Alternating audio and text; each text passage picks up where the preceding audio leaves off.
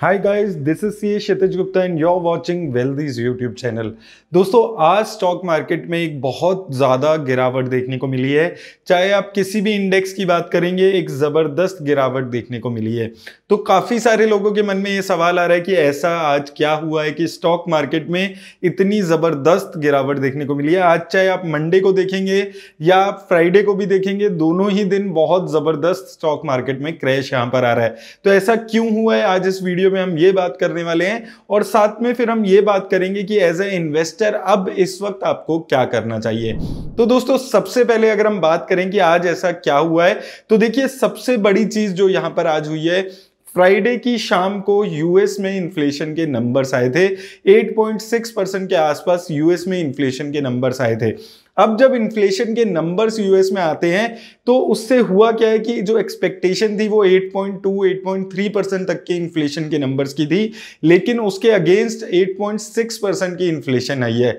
पिछले 40 सालों की हाईएस्ट इन्फ्लेशन के ये नंबर्स हैं जो यूएस में आए हैं। अब इससे इंडिया की मार्केट में और यूएस की मार्केट में क्या क्या फर्क पड़ता है, पहले मैं आपको वो समझाता हूं। तो देखिए, अगर इन्फ्लेशन ज्यादा हो जाता है तो उसकी वजह से जितनी भी कंपनीज हैं उनकी जो इनपुट कॉस्ट है वो बढ़ने लगती है, और जैसे ही कंपनीज की इनपुट कॉस्ट बढ़ती है उसकी वजह से उनकी जो सेल्स है, उनके जो प्रॉफिट्स हैं वो कम होने लगते हैं। और साथ ही साथ जब इन्फ्लेशन बढ़ता है तो उसके साथ जो लोग हैं उनकी परचेजिंग पावर कम हो जाती है। आप ये चीज मानिए कि आपके पास अभी 100 रुपए हैं, आज आप उससे 10 सामान खरीद सकते हैं 10 रुपए के, लेकिन वो 10 के 10 सामान अगर 11 रुपए के हो जाएंगे तो आप उस 100 रुपए से सिर्फ 9 सामान ही यहां पर खरीद पाएंगे। तो आपका जो परचेजिंग पावर है इन्फ्लेशन की वजह से वो कम हो जाता है। और जब ऐसा होता है कि लोग कम सामान खरीदते हैं तो कंपनी की जीडीपी गिरने लगती है, और ऐसा जब होने लगता है तो ऐसा भी पॉसिबल हो पाता है कि शायद कंट्रीज आने वाले टाइम में रिसेशन में जा सकती हैं अगर एक लंबे टाइम तक जो इन्फ्लेशन है वो यहां पर बढ़ता रहता है। और अब दोस्तों, 15 जून को जो यूएस फेड है वो इंटरेस्ट रेट बढ़ाने वाला है। तो अब ऐसा माना जा रहा है, देखिए मार्केट ने ऑलरेडी ये चीज प्राइस इन कर ली है कि 0.5% तक इंटरेस्ट रेट बढ़ाया जाएगा, लेकिन ये जो आंकड़े अभी इन्फ्लेशन के आए हैं ये बहुत ज्यादा आए हैं। तो अगर इससे ज्यादा इन्फ्लेशन बढ़ता है तो हो सकता है कि जो यूएस फेड है वो जो इंटरेस्ट रेट है उसको और भी ज्यादा बढ़ा दे, 0.75% तक भी इंटरेस्ट रेट बढ़ाए जा सकते हैं। तो इन सब डर की वजह से स्टॉक मार्केट में ऐसा क्रैश देखने को मिला है। अब बात आती है कि यूएस के इन्फ्लेशन के नंबर ज्यादा आए हैं, यूएस की इंटरेस्ट रेट ज्यादा आई है, तो इंडिया की मार्केट क्यों गिर रही है।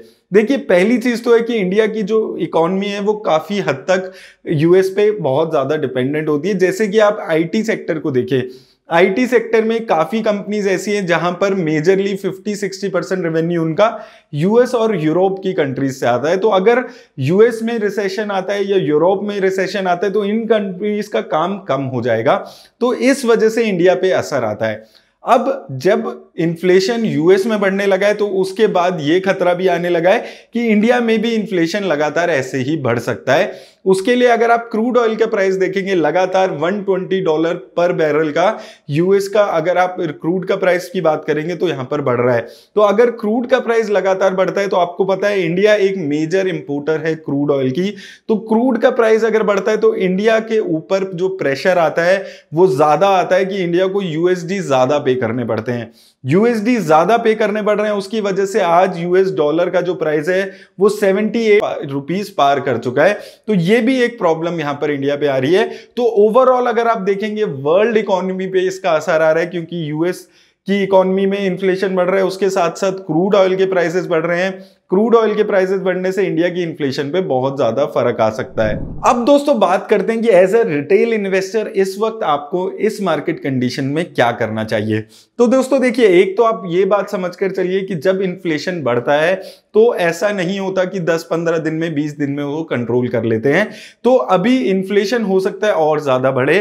तो अगर आप अभी एक नए इन्वेस्टर है, आप स्टॉक मार्केट में इन्वेस्ट करने के बारे में सोच रहे हैं, तो ये एक अच्छा टाइम है जब आप स्टॉक मार्केट में इन्वेस्ट करने के बारे में सोचें।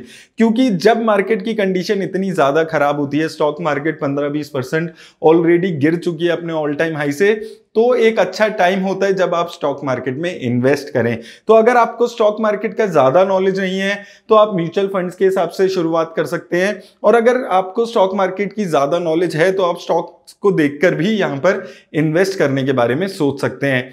दूसरी चीज दोस्तों जो आपको यहां पर ख्याल रखनी है कि आपको पता है कि जैसे आज मार्केट का हाल है, मार्केट बहुत ज्यादा अनसर्टेन है, वैसी ही अनसर्टेन हमारी लाइफ भी होती है। और दोस्तों देखिए, हम सब लोगों का जब हम इन्वेस्टमेंट करने के बारे में सोचते हैं, चाहे स्टॉक मार्केट हो चाहे हम किसी और इंस्ट्रूमेंट में इन्वेस्ट करते हैं, जो हमारा पहला पर्पस होता है वो ये होता है कि हम किसी तरह अपनी और अपने परिवार की जो लाइफ है, जो स्टैंडर्ड ऑफ लिविंग है, उसको अच्छा कर सके, उनके सपने पूरे कर सके, एक अच्छी वेल्थ हम क्रिएट कर सके।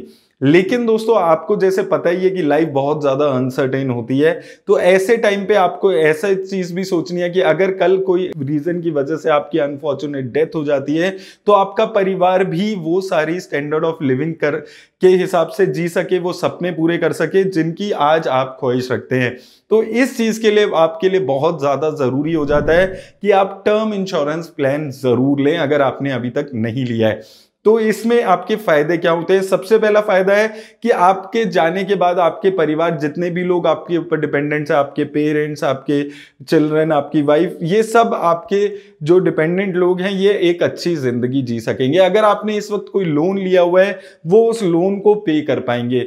और दोस्तों सबसे इंपॉर्टेंट बात, अगर एक आप समय रहते हैं टर्म इंश्योरेंस प्लान लेते हैं तो आप एक रीजनेबल प्राइस पे टर्म इंश्योरेंस भी ले सकते हैं। तो अगर आपको टर्म इंश्योरेंस प्लान लेना है तो लिंक मैंने डिस्क्रिप्शन में दे दिया, आप जाकर वेल्दी के वेल्थ पार्टनर से यहां पर जाकर एक अपनी कंसल्टेशन रख सकते हैं। बिल्कुल फ्री ऑफ कॉस्ट कंसल्टेशन है, वहां पर जाकर आप समझ लीजिए कि क्या टर्म इंश्योरेंस प्लान आपके लिए अच्छे होते हैं, और उसके बाद आप सोच सकते हैं अगर आपको वो टर्म इंश्योरेंस लेना है तो। और दोस्तों अगर आप यहां पर अभी घबरा रहे हैं, अगर आप स्टॉक मार्केट में बहुत ज्यादा इन्वेस्ट कर चुके हैं ऑलरेडी, तो मैं आपको बोलूंगा कि इस टाइम पे आपको डरने घबराने की जरूरत नहीं है। स्टॉक मार्केट में अक्सर ये चीज देखी जाती है कि स्टॉक मार्केट बहुत ज्यादा गिरता है, तो अगर आप इन्वेस्ट कर चुके हैं ऑलरेडी तो ये यहां पर बेचने की बजाय आप पेशेंस रखिए। अगर आपके पास कोई पैसा नहीं है जो आप एक्स्ट्रा लगाना चाहते हैं तो यहां पर आप घबरा कर डर के कोई गलत डिसीजन ना लीजिए। जो भी पैसा आपका ऑलरेडी लगा हुआ है उसको छेड़ने की इस वक्त जरूरत नहीं है।